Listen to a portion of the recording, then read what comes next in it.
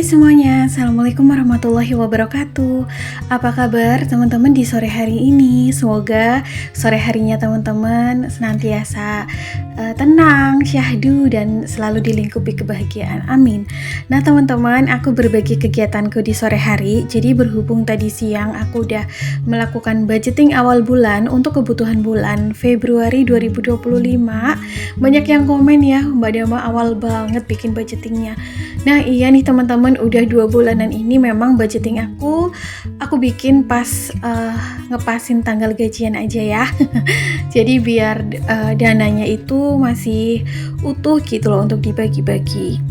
Nah teman-teman, ini sebelumnya juga aku bikin evaluasi akhir bulan atau rekapitulasi budget akhir bulan untuk mengetahui kebutuhan keuangan di bulan Januari 2025 ini apakah balance atau seimbang antara pemasukan dan pengeluaran, apakah over budget atau malah surplus atau masih ada sisa anggaran.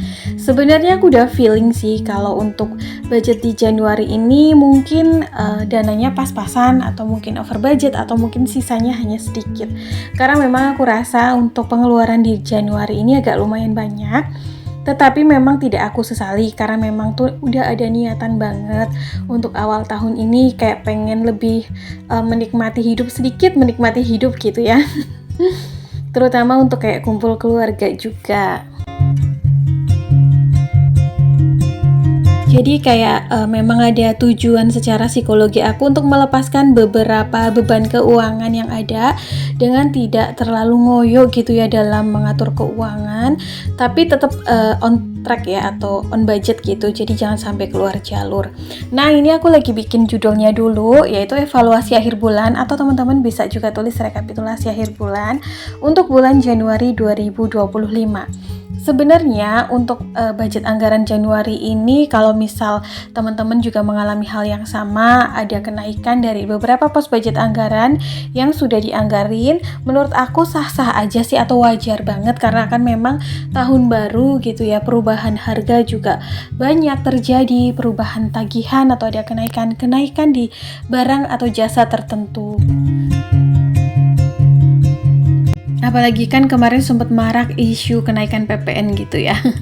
Sebelum PPN diketok, disahkan dan dimulai dijalankan juga sebenarnya udah ada beberapa barang dan jasa yang sudah mulai dinaikkan harganya. Nah ini teman-teman, yang pertama aku bikin kayak tabel gitu ya untuk memudahkan. Jadi nanti ini tabel tuh ada 3 kolom dan juga 15 baris gitu. 3 kolom ini nanti aku akan tulis untuk kategori, untuk budget estimasi, dan juga budget aktual. Jadi nanti bisa dilihat gitu perbedaannya. Sebenarnya Januari ini juga memberikan efek kejut buat aku, karena kan aku sempat ada bermasalah sama tagihan PDAM gitu ya, karena ada pipa yang bocor dan udah diperbaiki, tapi ternyata kok tagihan di Januari ini masih tergolong naik gitu ya, tergolong tinggi dari tagihan normal, kayak 2 kali lipatnya gitu loh teman-teman. Aku akan tunggu sampai bulan Februari besok apakah tagihannya akan kembali normal atau tetap seperti itu. Jadi nanti kalau misalnya tagihan di bulan Februari besok masih tetap tinggi, mungkin aku akan komplain gitu ya atau konfirmasi ke PDAM-nya. Ya, jadi gitulah ya teman-teman, kalau sudah berumah tangga tuh kadang banyak sekali tagihan atau pos budget yang memang ada beberapa masalah, atau bukan masalah sih ya, kendala gitu, karena disebabkan beberapa hal, aku pun kadang mengalami. Nah ini aku udah mulai tulis ya teman-teman, untuk setiap kolomnya ada kategori budget estimasi atau budget yang dianggarkan, dan juga budget aktual atau budget real di lapangannya. Untuk di kolom kategori ini aku gabung aja semuanya antara tabungan, terus kewajiban, dan juga kebutuhan. Nah untuk budgetnya sendiri tuh anggaran totalnya adalah 4 juta rupiah ya teman-teman. Di sini ada tabungan wajib, terus kemudian ada KPR. Tabungan wajib ini adalah tabungan yang aku sisihkan pada saat awal terima gaji gitu ya. Besarnya seberapa? Dulu tuh aku anggarinnya 10% dari penghasilan, yang mana 400.000, tapi mulai awal tahun 2025 ini aku naikkan 100.000 jadi 500.000 per bulannya. Jadi ya biar ada peningkatan gitu ya meskipun penghasilannya tetap. Sebenarnya untuk penghasilan sendiri tuh naik turun juga. Cuman memang dalam setiap bulannya kayak aku patokin gitu 4 juta. Karena biar dengan budget yang dianggarkan itu bisa menjadi rem buat aku. Supaya untuk tidak terlalu jor-joran dalam mengelola keuangan. Jadi kalau misal ada sisa-sisa dikit gitu ya, nanti aku memang sisihin gitu. Apalagi kan di awal tahun atau 2025 ini aku ada rencana untuk menambah alokasi pos budget berupa untuk kayak jaminan kesehatan ya. Kemarin banyak yang nyaranin untuk BPJS, jadi untuk bulan ini sementara BPJS itu nanti aku anggarin dari kayak penghasilan tambahan gitu teman-teman. Cuman tuh rada galau karena di daerah aku sendiri ya teman-teman, BPJS itu udah nggak bisa berlaku di beberapa rumah sakit gitu loh dengan aturan-aturan baru. Padahal sebenarnya tuh aku lumayan cukup berlangganan di rumah sakit tersebut. Meskipun sebelumnya juga aku pakai umum ya, karena memang aku nggak punya BPJS nih. Dulu banget punya pas masih belum menikah gitu, karena ikut orang tua gitu kan, karena orang tua PNS jadi masih ke bawah orang tua. Tapi untuk sekarang tuh lagi galau juga nih. Ya gitu ya, banyak peraturan, tapi nantilah. Tapi tetap aku prioritaskan ya untuk membuat jaminan kesehatan ini.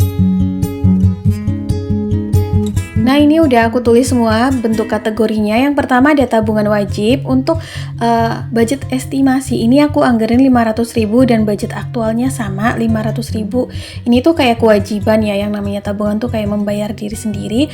Kemudian untuk KPR juga sama. Di sini budget estimasinya 850.000. Budget aktualnya pun sama karena ini bagian dari kewajiban. Biasanya nominalnya ini tidak berubah-ubah atau tetap. Kemudian budget aktualnya sama ya 850. Kemudian ada pos budget anggaran listrik. Di sini aku anggarin 150.000 karena memang aku ngisi listrik untuk bulan Januari ini pas bulan Desember kemarin gitu, akhir bulan. Iya, akhir bulan dan akhir tahun. Jadi tuh kayak belum ada subsidi ya. Sayang banget, tapi udah nggak apa-apa. Kepakainya itu 126.000. Kemudian di sini ada PDAM, aku anggarin 50.000 karena aku mengira ini akan kembali ke normal tagihannya, tapi ternyata masih di 95.000. Jadi udahlah ya, nggak apa-apa over budget dan masih bisa ketutup sama budget anggaran lainnya. Kemudian ada wifi, di sini aku anggaran 365.000, tapi aku lupa gitu ya kalau bayar pakai M-Banking gitu kan ada adminnya. Jadi budget aktualnya atau yang terpakai realnya adalah 368.000. Besok mungkin aku akan tambahin untuk biaya adminnya. Kemudian selanjutnya ada belanja bulanan. Di sini aku anggarin 600.000. Seperti biasa masih di budget yang sama dan terpakai 550.000.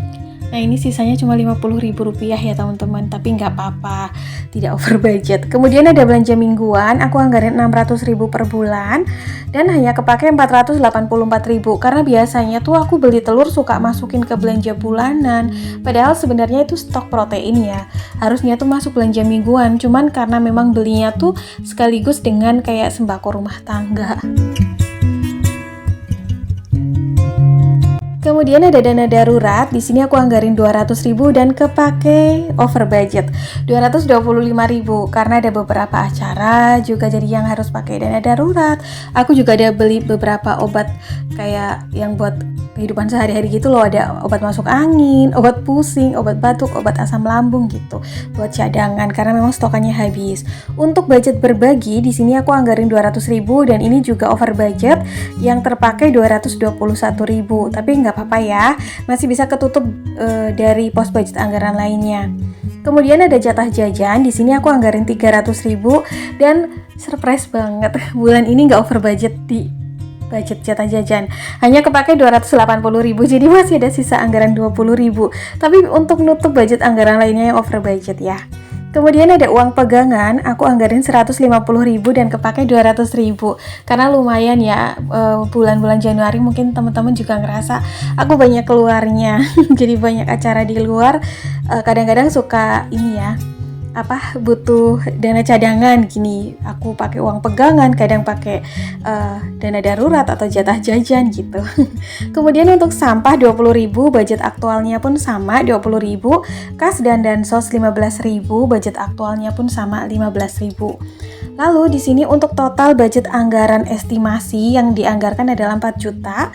Lalu yang terpakai atau budget aktualnya adalah 3.932.000. Teman-teman udah bisa prediksi ya, di sini berarti sisa anggarannya adalah 68.000. Nah, mungkin ini surprise banget karena di bulan-bulan sebelumnya aku tuh kadang suka kayak sisa 250.000, sisa 300.000 gitu. Tapi bulan ini awal tahun hanya sisa 68.000. Tapi tidak apa-apa, sekali lagi memang ini aku udah niatkan dari awal, pengen gitu awal tahun tuh lebih relax, lebih santai, lebih slow living gitu.